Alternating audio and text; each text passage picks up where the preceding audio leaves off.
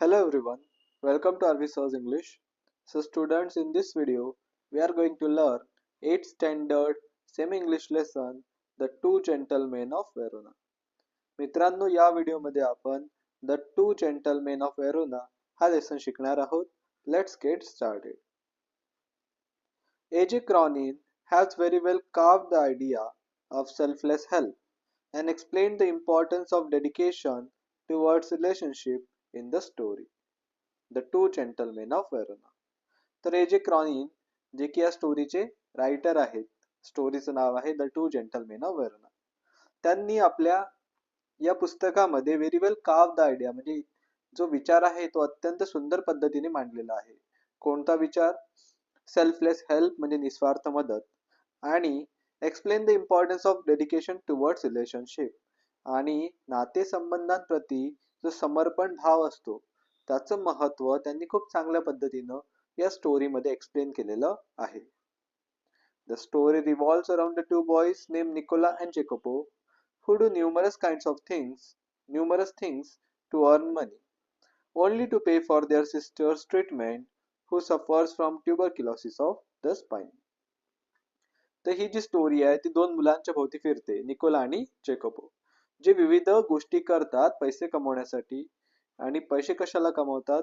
To pay for their sisters treatment, आपल्या बहिणीच्या इलाजाचा खर्च उचलण्यासाठी, जिला ट्युबरक्युलोसिस ऑफ स्पाइन म्हणजे स्पाइनचा ट्युबरक्युलोसिस हा आजार झालेला आहे. The story begins with the narrator driving down the foothills of the Alps. आता स्टोरीची सुरुवात होते जेव्हा जे नरेटर आहेत, स्टोरी टेलर आहेत, ते आल्प्स पर्वताच्या पायथ्याशी ड्राईव्ह करत असतात.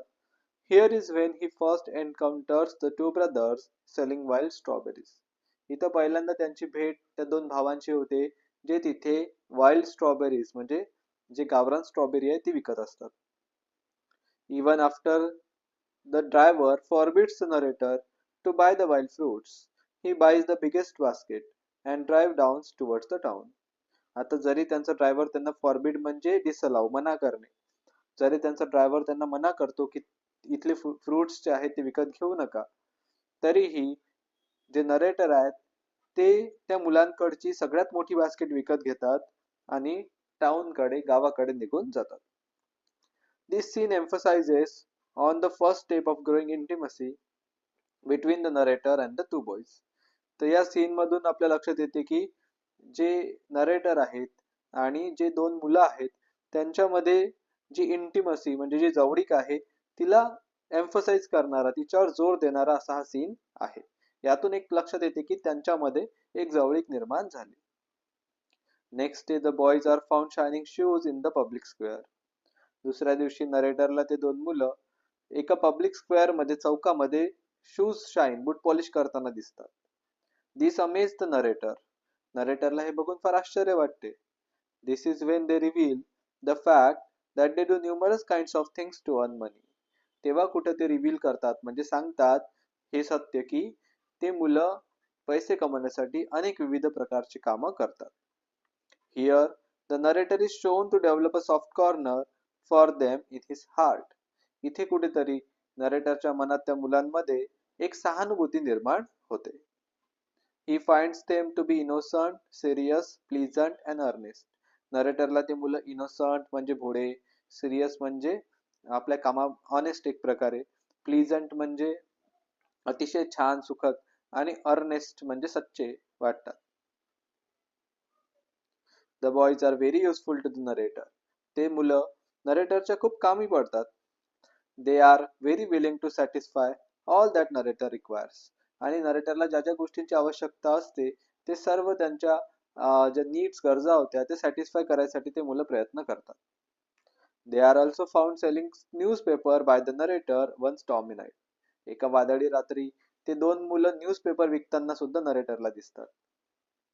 One day when the narrator asks if he can help them in any, they say they will be very grateful if they get a lift to the nearby village Poleta. एक दिवस narrator त्यांना विचारतात की मी तुमची काही मदत करू का? त्यावर ते मुलं म्हणतात की जर नरेटरने त्यांना जवळच एक गाव होतं पोलेटा नावाचं, जर तिथपर्यंत लिफ्ट दिली म्हणजे तिथपर्यंत सोडून दिलं तर ते नरेटरचे फार आभारी राहतील असं ती मुलं म्हणाली. Although it doesn't come in the narrator's way, he takes them there. आता जरी ते गाव नरेटरच्या रस्त्यामध्ये पडत नव्हतं, तरीही ते त्यांना तिथे घेऊन जातात. The boys get down in a building and ask the narrator to wait in the nearby cafe until they return within an hour. ते मुलं एका इमारतीसमोर उतरतात आणि ते नरेटरला म्हणतात की तुम्ही एखाद तास बाहेरच कुठेतरी कॅफेमध्ये वाट बघा, आम्ही लगेच परत येतो.